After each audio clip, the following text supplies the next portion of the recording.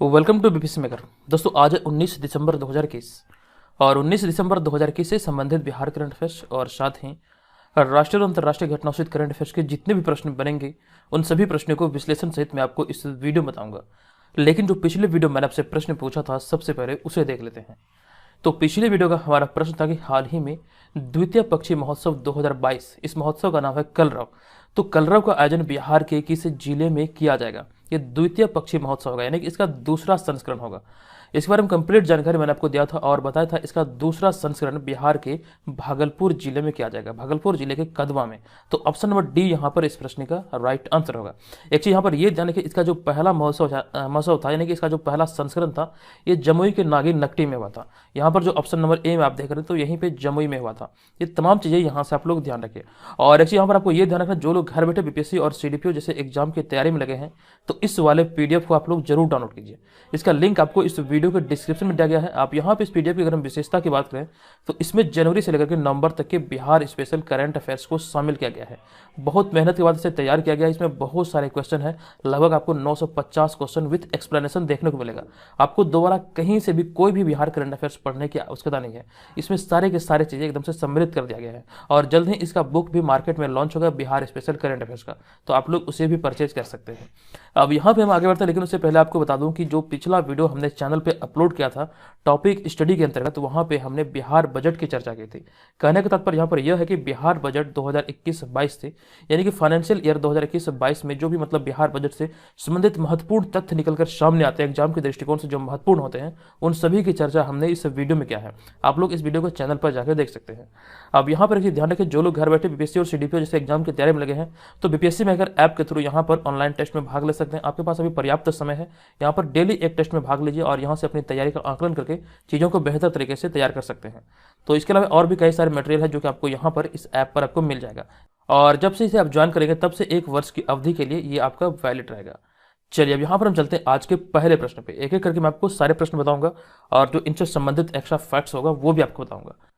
तो यहाँ पर आज का हमारा पहला प्रश्न है कि हाल ही में बिहार सरकार द्वारा कब तक राज्य में स्मार्ट प्रीपेड मीटर लगाने का निर्देश दिया गया है? इंपॉर्टेंट प्रश्न है और इस प्रश्न का हमारा right answer option number C, यानी कि 2025 तक इस कार्य को पूरा करने का निर्देश दिया गया है। हालांकि इससे रिलेटेड और भी कई सारे प्रश्न मैंने आपको बताए हैं, लेकिन यहाँ पर जो बिहार सरकार के द्वारा निर्देश जारी किया गया है उसके बारे में ये प्रश्न है कि स्मार्ट प्रीपेड मीटर लगाने की जो योजना है बिहार सरकार की, इसे कब तक पूरा करने का प्रावधान है या फिर कब तक इसे पूरा करने का निर्देश दिया गया है?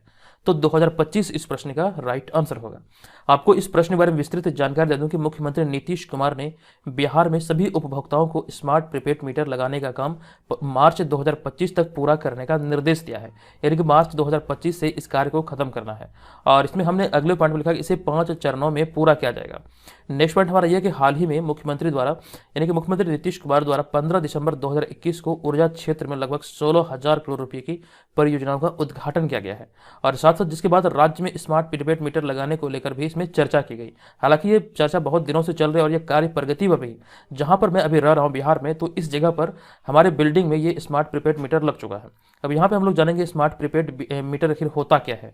देखिए, स्मार्ट प्रीपेड करने का मतलब, यहाँ पे प्रीपेड शब्द को आप लोग ध्यान से समझिए। प्री मतलब होता है पहले और पेड मतलब होता है भुगतान, यानी कि जिस सेवा का आप लाभ लेते हैं उससे पहले आपको उसका मतलब कह सकते हैं भुगतान करना होता है, उसी को ही प्रीपेड सेवा कहा जाता है। यानी कि जिस प्रकार से मोबाइल में होता है कि आप लोग पहले रिचार्ज करते हैं उसके बाद ही सेवा मिलता है, तो उसी प्रकार से इसमें भी होगा, इसमें पहले रिचार्ज करना होगा उसके बाद ही घर में बिजली रहेगी। अब यहाँ पे हमने 2 पॉइंट को और ऐड किया है करंट अफेयर्स के दृष्टिकोण से, ये भी महत्वपूर्ण है। ये पॉइंट है कि हाल ही में बिहार स्वैच्छिक रक्तदाता स्मार्ट कार्ड बनाने वाला पहला राज्य बन गया है। आपको ध्यान रखना, इस तरह का पहल करने वाला बिहार, यानी कि स्वैच्छिक रक्तदाता स्मार्ट कार्ड बनाने वाला बिहार भारत का पहला राज्य है। और साथ साथ हाल ही में देश का पहला command and control centre Bihar राज्य में शुरू किया गया है। तो दोनों के दोनों यहाँ से इंपॉर्टेंट है। अब यहाँ पे हमारा अगला होगा दूसरा प्रश्न। यह प्रश्न है कि हाल ही में बिहार की किस नदी परियोजना को राष्ट्रीय परियोजना में शामिल कर लिया गया है? इस तरह के जो परियोजना वाले प्रश्न होते हैं इंपॉर्टेंट होते हैं, ये आपको ध्यान रखना है। इस प्रश्न का हमारा right answer option number A, यानी कि कोसी मेची परियोजना इस प्रश्न का सही उत्तर होगा। आपको यहाँ पर इस प्रश्न के बारे में विस्तृत जानकारी दे दूं कि हाल ही में बिहार की कोसी मेची लिंक परियोजना को राष्ट्रीय परियोजना में शामिल कर लिया गया है। अब यहाँ पर अगले पॉइंट में हमने इस परियोजना से रिलेटेड कुछ और पॉइंट को ऐड किया। आप यहाँ पर देख सकते हैं कि 4,900 करोड़ रुपए की लागत से तैयार होने वाले इस परियोजना में केंद्रीय अनुदान 60% होगा और 40% जो होगा ये राज्य सरकार की हिस्सेदारी होगी। यानी कि यहाँ पे अगर हम बात करें 100% यानी कि 100% में जो केंद्र सरकार की जो भागीदारी होगी ये अनुदान स्वरूप 60% जो होगा ये मतलब कि केंद्र सरकार द्वारा प्रदान किया जाएगा। वहीं पे अगर हम बात करें राज्य सरकार के हिस्से की तो 40% जो हिस्सा होगा यानी कि इसमें जो मतलब लागत का खर्च होगा या फिर लागत जो होगा ये 40% राज्य सरकार के द्वारा इसमें दिया जाएगा। अब यहाँ पर हमने अगले पॉइंट में लिखा है कि उत्तर प्रदेश और मध्य प्रदेश सरकार की केन बेतवा लिंक, आप जो यहाँ पर इस ऑप्शन नंबर बी में देख रहे हैं केन बेतवा लिंक परियोजना, इस बार हमने यहाँ पे लिखा है कि उत्तर प्रदेश और मध्य प्रदेश सरकार की केन बेतवा लिंक परियोजना की 90% केंद्रीय अनुदान तथा 10% राज्य की हिस्सेदारी के तर्ज पर मंजूरी दी गई है। तो ये भी यहाँ से आप लोग ध्यान रख सकते हैं। हमारा अगला पॉइंट है केन बेतवा लिंक परियोजना को 2008 में ही राष्ट्रीय परियोजना में शामिल कर लिया गया था, लेकिन यहाँ पर आपको ये ध्यान रखना है अभी हाल ही में कोसी मेंची लिंक परियोजना को 2021 में राष्ट्रीय परियोजना में शामिल किया गया है। इस तरह के प्रश्न बहुत ज़्यादा इंपॉर्टेंट होते हैं, ये सारी चीज़ों को यहाँ से आप लोग ध्यान रखिए। हालांकि जो डेली करंट अफेयर्स वाला ये सीरीज चलता है, इस सीरीज के तहत मैंने बहुत सारे बिहार से रिलेटेड परियोजना के बारे में बताया है। मैं जल्द ही इसमें प्रयास कर रहा हूँ कि एक परियोजना से रिलेटेड एक वीडियो जल्द ही चैनल पर अपलोड हो। और एक चीज़ यहाँ पर ध्यान रखिए, हमने एक वीडियो तैयार किया है जिसमें बिहार के लोगों को या फिर बिहार से संबंधित लोगों को जो राष्ट्रीय स्तर पर या फिर राज्य के स्तर पर जो सम्मान मिला है उसका एक वीडियो हमने बनाया है। वो जल्द ही चैनल पर अपलोड होगा। बहुत ही मेहनत लगी उस वीडियो बनाने में और वो वीडियो आपके लिए बहुत ज़्यादा इंपॉर्टेंट हो सकता है, तो आप लोग उसे जरूर देखिएगा।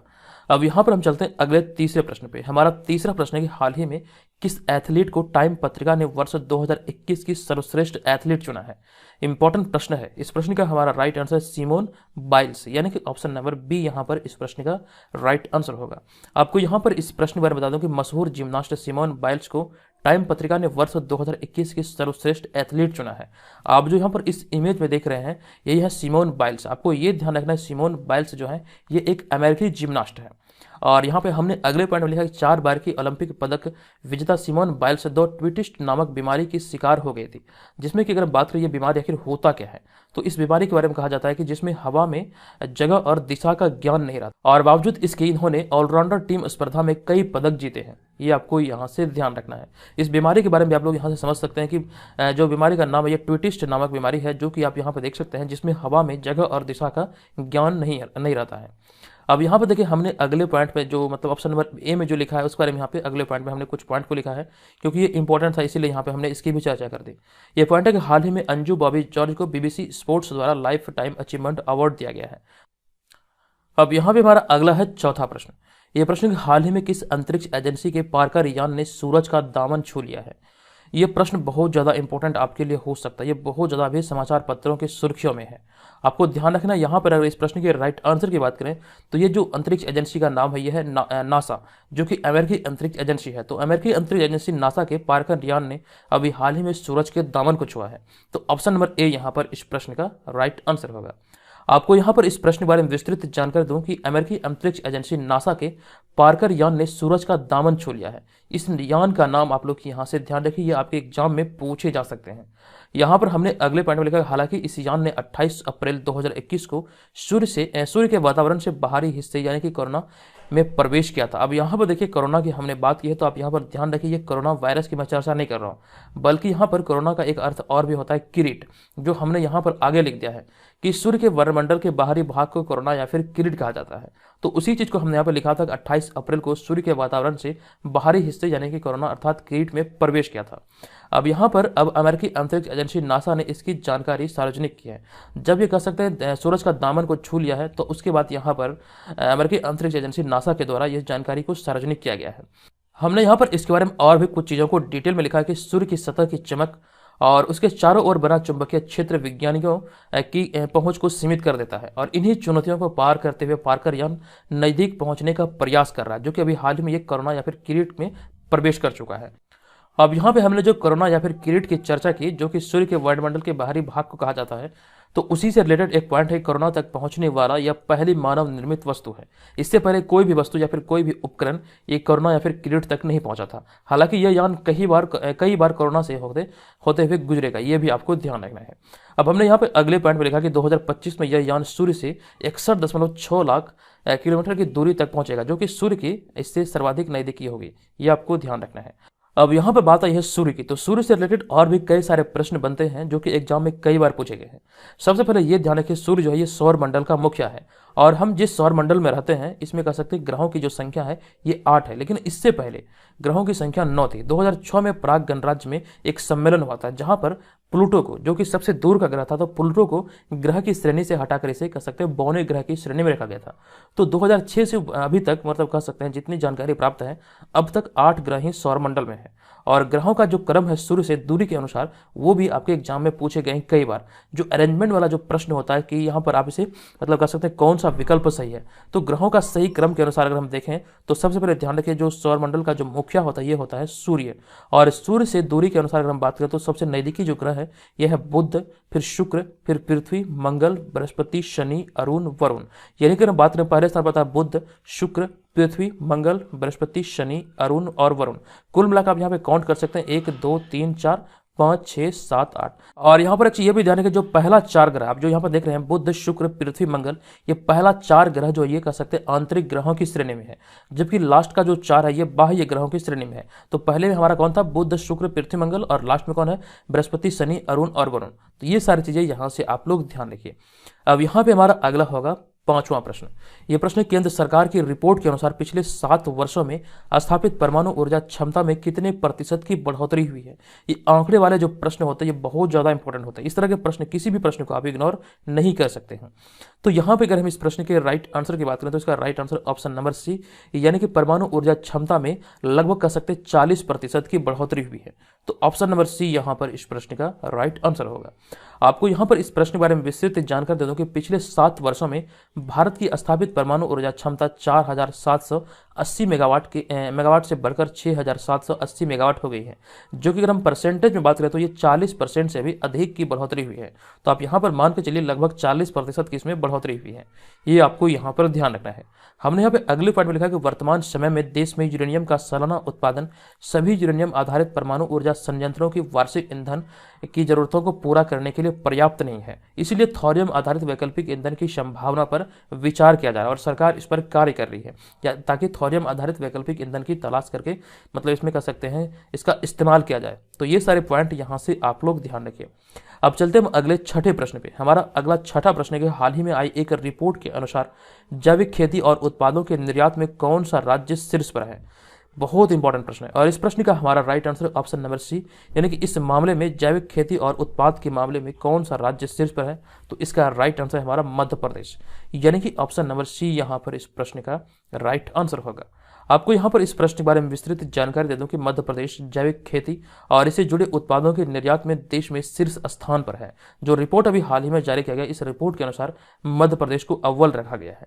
हमने अगले पॉइंट में लिखा कि मध्य प्रदेश में लगातार जैविक खेती का क्षेत्र बढ़ता जा रहा है, जो कि वर्ष 2017-18 की अगर हम बात करें तो वर्ष 2017-18 में 11,56,000 हेक्टेयर क्षेत्र में जैविक खेती की जा रही थी, जबकि वर्ष 2020-21 में यह क्षेत्र बढ़कर 16,37,000 हेक्टेयर से अधिक हो गई। यह सरकारी रिपोर्ट में ये सारी बातें कही गई है। तो ये सारे आंकड़े यहाँ से आप लोग ध्यान रखिए।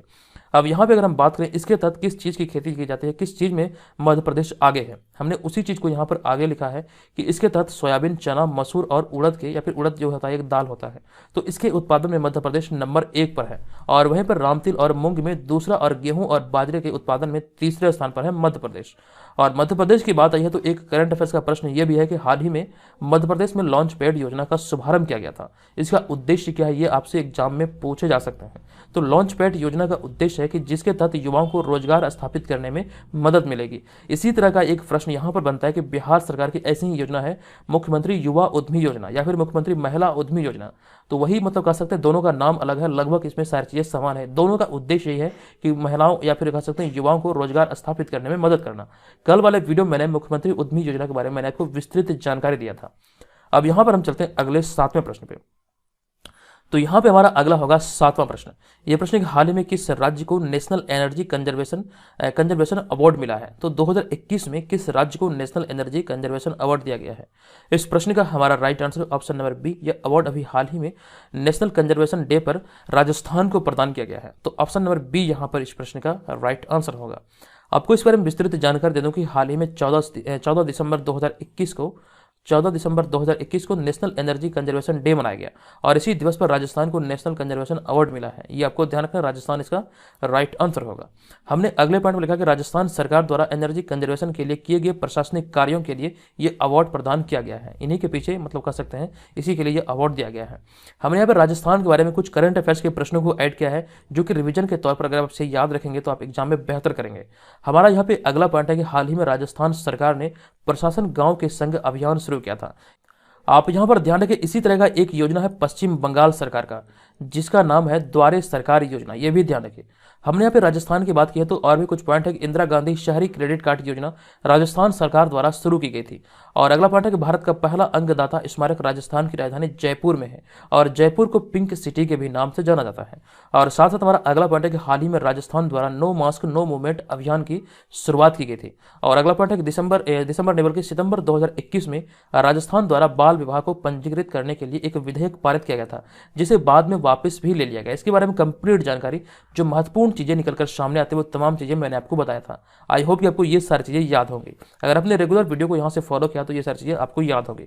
अब यहाँ पे हमारा अगला है 8वां प्रश्न। ये भी प्रश्नों को आप यहाँ पर इंपॉर्टेंट प्रश्नों की श्रेणी में रख सकते हैं। ये प्रश्न हाल ही में पश्चिम, यहाँ देखिए पश्चिम बंगाल होना चाहिए। हाल ही में पश्चिम बंगाल, यहाँ पे बंगाल शब्द छूट गया है, तो हाल ही में पश्चिम बंगाल के किस पर्व को यूनेस्को की हेरिटेज सूची में शामिल किया गया है? इंपॉर्टेंट प्रश्न। और इस प्रश्न का हमारा right answer option number B, यानी कि दुर्गा पूजा को भी हाल ही में यूनेस्को की हेरिटेज सूची में शामिल किया गया है। तो ऑप्शन नंबर बी यहां पर इस प्रश्न का राइट आंसर होगा। आपको बता दूं इस प्रश्न के बारे में डिटेल जानकारी को कि बंगाल में मनाई जाने वाली दुर्गा पूजा को वैश्विक पटल पर एक नई पहचान मिली है।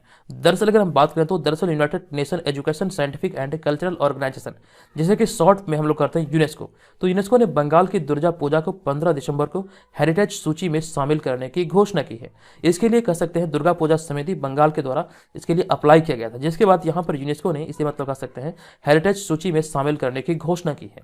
और एक यहाँ पर यह ध्यान रखिए, यूनेस्को की बात आई है तो यहाँ से आपके प्रश्न बन सकते हैं। यूनेस्को का जो अर्थ होता है, सबसे पहले ये ध्यान रखिए, यूनेस्को का जो संयुक्त अर्थ होता है, ये होता है संयुक्त राष्ट्र वैश्विक वैज्ञानिक एवं सांस्कृतिक संगठन। और इसकी स्थापना के बारे में आपसे एग्जाम में प्रश्न पूछा जा सकता है। वर्ष 1945 में इसकी स्थापना हुई थी और वर्तमान में इसका मुख्यालय जो है पेरिस में है। तो ये आपको यहां से ध्यान रखना है। हमारा अगला होगा 9वां प्रश्न। यह प्रश्न, केंद्र सरकार ने भारत को दुनिया का सेमीकंडक्टर हब बनाने के लिए कितनी हजार करोड़ रुपए की प्रोत्साहन योजना को मंजूरी दी है? तो इस प्रश्न का हमारा right answer option number D, यानी कि 76,000 करोड़ रुपए इस प्रश्न का राइट आंसर होगा। यह प्रश्न बहुत ज्यादा इंपॉर्टेंट है। अब यहां पर आपको इस प्रश्न के बारे में विस्तृत जानकारी दे दूं कि केंद्र सरकार ने 15 दिसंबर 2021 को भारत को दुनिया का सेमीकंडक्टर हब बनाने के लिए 76,000 करोड़ रुपए की प्रोत्साहन योजना को मंजूरी दी है। ये भारत सरकार के द्वारा भी हाल ही में ये मंजूरी दिया गया है। इसके पीछे का उद्देश्य क्या है ये आपको ध्यान रखना है। इसकी चर्चा हमने अगले पॉइंट में की है। इसका उद्देश्य यही है कि अगले 2-3 वर्षों में भारत की कंपनियां जरूरी सेमीकंडक्टर के लिए दूसरे देशों पर निर्भर ना रहे। यानी कि यहाँ पर सीधे सीधे कहने का तात्पर्य यह है कि भारत को दुनिया का सेमीकंडक्टर हब बनाना है। इसके पीछे का यही उद्देश्य है। हमने यहाँ पे अगले पॉइंट में लिखा कि जल्द ही सेमीकंडक्टर मिशन भी स्थापित किया जाएगा और यह मिशन दुनिया के अग्रणी सेमीकंडक्टर प्रोफेशनल की अगुवाई में शुरू होगी और ऐसी भी बातें सरकार के द्वारा कही गई है। हमने अगले पॉइंट में लिखा अभी दुनिया में सबसे बेहतरीन सेमीकंडक्टर डिजाइनर भारतीय मूल के ही हैं और इससे लोगों को सीधा रोजगार भी मिलेगा। यानी कि इस योजना की जो शुरुआत होगी, जो मिशन की शुरुआत होगी, इससे लोगों को रोजगार भी मिलेगा। और यहाँ पर ये जो पॉइंट है ये अलग है। इसमें हमने लिखा था कि बेहतरीन सेमीकंडक्टर डिजाइनर जो ये भारतीय मूल के ही है। तो दोनों चीजों को यहाँ से आप लोग ध्यान रखें। अब चलते हैं अगले प्रश्न पे। हमारा अगला होगा 10वां प्रश्न। यह प्रश्न हाल ही में किस राज्य को पर्यटन के विकास के लिए जापान की एजेंसी से 700 करोड़ रुपए मिले हैं? प्रश्न के हाल ही में किस राज्य को पर्यटन के विकास के लिए जापान की एजेंसी से 700 करोड़ रुपए मिले हैं? इस प्रश्न का हमारा right answer option number A, यानी कि मेघालय सरकार को यह राशि मिला या फिर यह राशि आवंटित किया गया है। आपको यहां पर इस प्रश्न के बारे में विस्तृत जानकारी दे दूं कि मेघालय में पर्यटन के विकास के लिए जापान द्वारा या फिर जापान की एजेंसी द्वारा 700 करोड़ रुपए आवंटित किया गया है। ये आपको यहां से ध्यान रखना है। हमने यहाँ पे चर्चा की है मेघालय की, तो मेघालय के बारे में यहाँ पर ध्यान रखिए। मेघालय के मुख्यमंत्री वर्तमान में है कॉनराड संगमा। यहाँ पे देखिए कौन 2 बार लिखा गया, तो मेघालय के मुख्यमंत्री है कॉनराड संगमा और वर्तमान में यहाँ पे राज्यपाल हैं सतपाल मलिक। और मेघालय के उम्बगोट नदी एशिया की सबसे स्वच्छ नदी बनी है, तो ये भी ध्यान रखें। देखिए पिछले वीडियो में हमने एक चर्चा किया था, जो कि मैंने आपको बताया था कुछ लोग ऐसे हैं जो कि इस सीरीज को मतलब बंद कराने, यानी कि इस चैनल को बंद कराने के लिए बहुत प्रयास कर रहे हैं। तो आप लोगों ने उसमें बहुत ज़्यादा सपोर्ट दिखाया था मुझे, आप लोगों ने बहुत ज़्यादा हिम्मत मुझे दी है। तो प्लीज़ आप लोगों से रिक्वेस्ट है, इसी तरह से आप लोग सपोर्ट बनाए रखिए। और एक चीज़ ध्यान रखिए, ट्विटर और इंस्टाग्राम का लिंक हमने यहाँ पर इस वीडियो के डिस्क्रिप्शन में डाला है, आप वहाँ पर जाकर इन सारे सोशल मीडिया प्लेटफॉर्म पर हमें फॉलो कर सकते हैं। देखिए किसी भी वक्त हमें आपकी ज़रूरत पड़ सकती है, मैं इसलिए आपको कहता हूँ कि हाथ जोड़ के आपसे रिक्वेस्ट है कि आप लोग वहाँ पर फॉलो करके रखिए, वहाँ पर आपको अच्छी अच्छी पोस्ट मिलेगी। देखिए वहाँ पर मुझे आपको फॉलो करने का उद्देश्य सिर्फ एक ही है कि जो यूट्यूब चैनल है इसका कोई भरोसा नहीं, कभी भी ये मतलब मेरे हाथ से निकल सकता है। जिस प्रकार से चीज़ें मैं देख रहा हूँ इसके पीछे बहुत सारे लोग लगे हुए हैं। अगर ऐसा लिंकअप टूट गया तो हमारा और आपका जो रिश्ता इतने दिनों का बना है ये वहीं पर मतलब कर सकते हैं ध्वस्त हो जाएगा।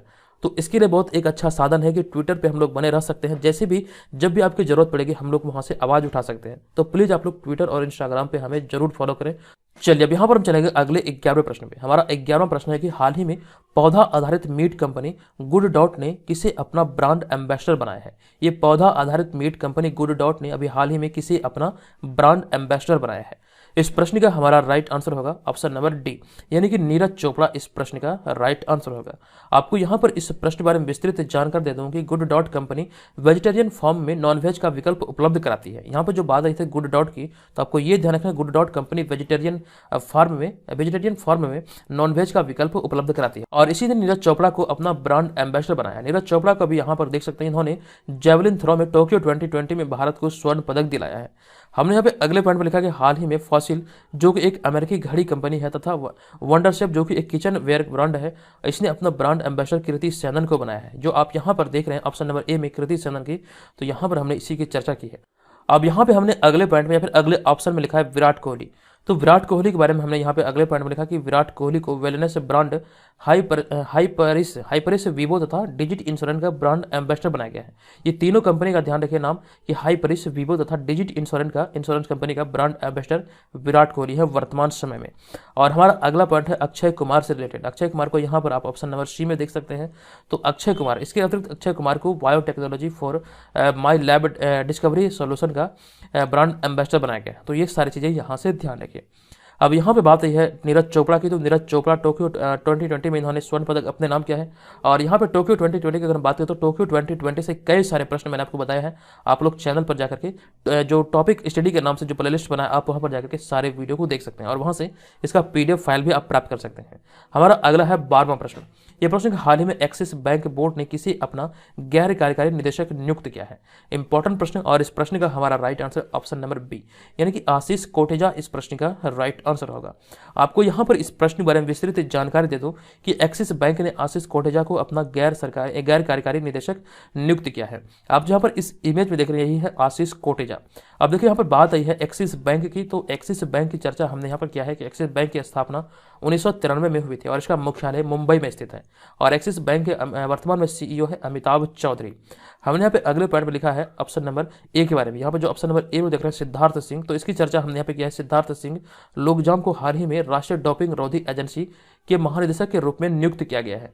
अब यहाँ पे हमारा अगला पॉइंट है विनीत अग्रवाल के बारे में। तो विनीत अग्रवाल वाणिज्य और उद्योग मंडल के अध्यक्ष है। और इसके अलावा अगला पॉइंट है एम ए गणपति राष्ट्रीय सुरक्षा गार्ड का महानिदेशक है। तो ये तमाम चीजें यहाँ से आप लोग ध्यान रखिए। अब चलते हैं आज के इस वीडियो के प्रश्न की ओर। आज के इस वीडियो का प्रश्न पे जाने से पहले आपको बता दूं कि बीपीएससी मेकर करंट अफेयर्स का बुक अभी मार्केट में लॉन्च हुआ है। आप लोग नहीं देखी बुक स्टॉल पर जाकर इस बुक को परचेज कर सकते हैं। अगर आपको नहीं देखी बुक स्टॉल पर ये बुक नहीं मिले तो आप लोग ऑनलाइन फ्लिपकार्ट और अमेजन के थ्रू भी से बाय कर सकते हैं। दोनों का लिंक इस वीडियो के डिस्क्रिप्शन में दिया गया है। अब यहाँ पर हम चलते हैं आज के इस वीडियो के प्रश्न की ओर। आज के इस वीडियो का हमारा प्रश्न है हाल ही में कौन सा राज्य स्वैच्छिक रक्तदाता स्मार्ट कार्ड बनाने वाला भारत का पहला राज्य बन गया है। इस बारे में कंप्लीट जानकारी मैंने आपको कल वाले वीडियो में दिया था। बताइए इस प्रश्न का राइट आंसर क्या होगा। आप चाहें तो यहाँ पर सभी चीजों को विस्तार पूर्वक भी लिख सकते हैं। और जो लोग ऑनलाइन टेस्ट सीरीज में भाग लेना चाहते हैं और इस सीरीज के तमाम करंट अफेयर्स का नोट्स प्राप्त करना चाहते हैं और हमारे जितने भी स्टडी मटेरियल हैं उन सभी के लिए बीपीएससी मेकर ऐप पर वहां पर मेंबरशिप लेने के बाद ये तमाम चीजों का आप एक्सेस कर सकते हैं। और इसी ध्यान रखें जो पहले जो टेलीग्राम पर क्विज होता था उस क्विज का आयोजन अब बीपीएससी मेकर ऐप पर होता है। ये अब भी निःशुल्क है और तब भी निःशुल्क ही था। तो आप लोग इसका भरपूर लाभ उठाइए। तो दोस्तों आज की इस वीडियो में इतना ही, मिलेंगे नेक्स्ट वीडियो में। तब तक के लिए धन्यवाद। जय हिंद।